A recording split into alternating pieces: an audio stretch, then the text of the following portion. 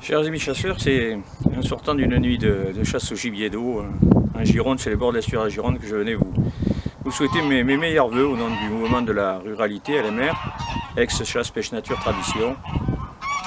C'est comme le veut la tradition, hein, et on le sait très bien, d'abord vous souhaiter la santé, la réussite et le bonheur pour vous et pour tous ceux qui vous sont chers.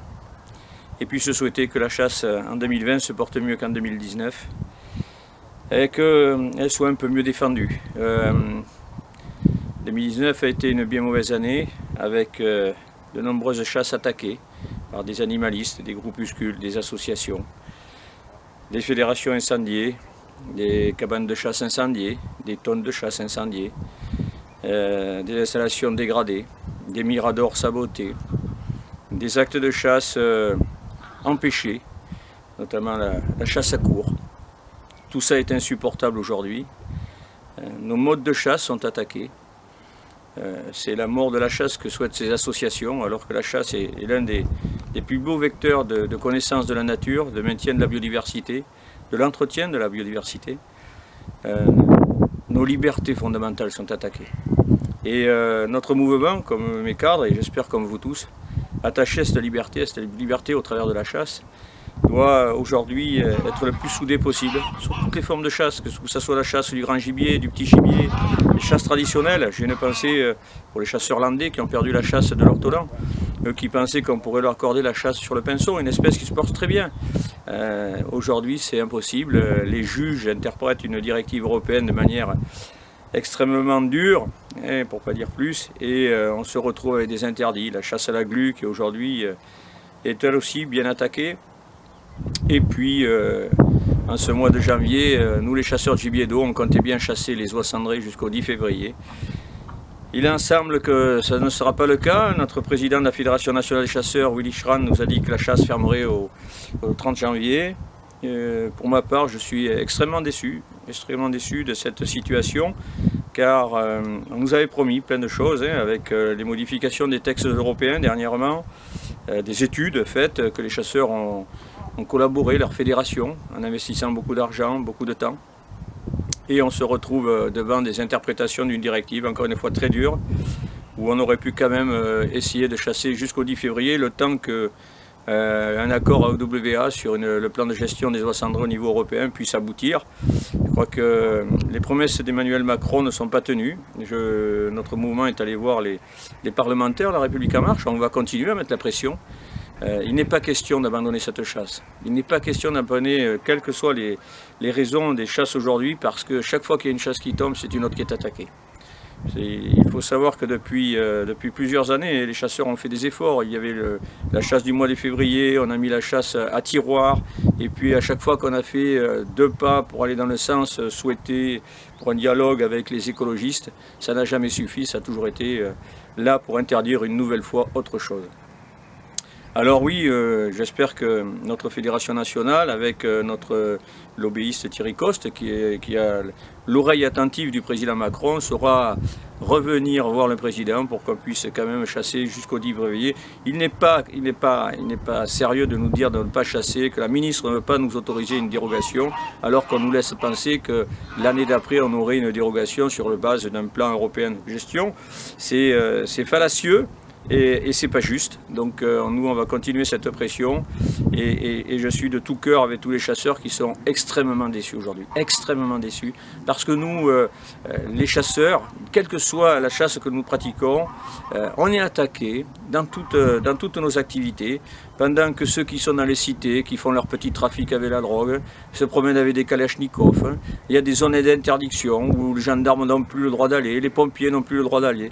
Mais nous, vous voyez, il suffit d'avoir un excès de vitesse de plus de 40 km/h, quelque chose de marqué sur un casier judiciaire parce qu'on a eu peut-être un geste déplacé vis-à-vis de son patron, d'un copain. Alors on nous met des interdits, on nous supprime notre fusil de chasse, notre permis de chasse avec un fichier FINIADA qui est exploité d'une manière extrêmement dure. Et là aussi à la tête du client par certains préfets.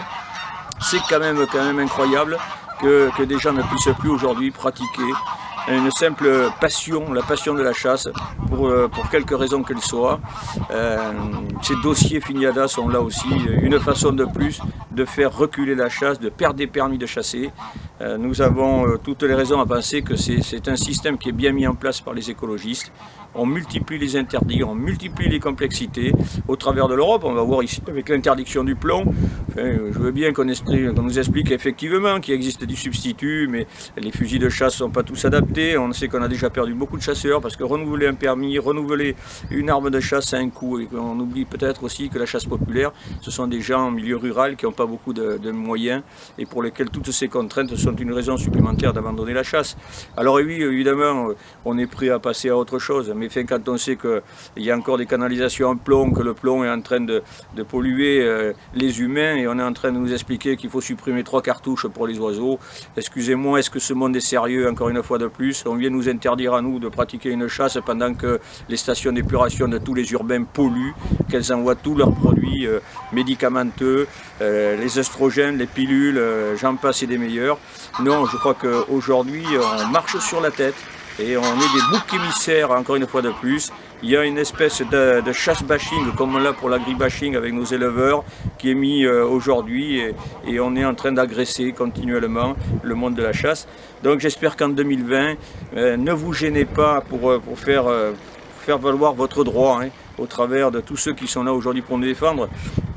Moi j'en veux pour preuve encore une fois de plus, on a écrit au ministre, on a écrit aux parlementaires, le sénateur Cardou a fait un travail remarquable avec le projet de loi et le délit d'entrave qui devrait être aujourd'hui déjà en application pour empêcher ces gens qui viennent tous les samedis, tous les dimanches empêcher l'organisation de chasse à courre et d'autres formes de chasse.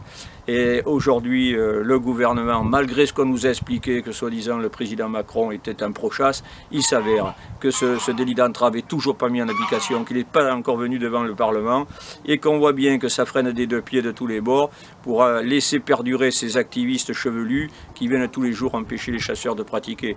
Là aussi, il va falloir quand même tirer les leçons. C'est le monde politique qui fait les lois, qui fait tout ce qui est notre vie. Ne vous trompez pas, chers amis. C'est demain, au travers des municipales, des européennes, de toutes les élections, qu'elles soient départementales, régionales, c'est à vous de mettre le bulletin de vote qu'il faut, mais de ne pas continuer à mettre en place des gens qui sont en train de faire partir toutes nos libertés fondamentales.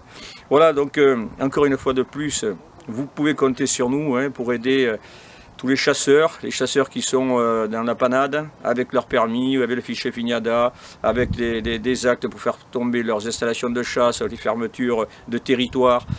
Nous serons à vos côtés, on continuera à travailler avec le président de la Fédération des chasseurs, avec Willy Schran et toutes les fédérations départementales. À celles et ceux qui feront l'effort de continuer à nous parler, à vouloir travailler avec nous, parce que notre seule raison d'être, c'est bien celle de défendre nos traditions, et au travers des traditions, celle de la chasse, bien évidemment. Alors, bonne et heureuse année à vous tous, chasseurs de France, et espérons que notre chasse se porte mieux en 2020. Merci à vous tous, et bonne année.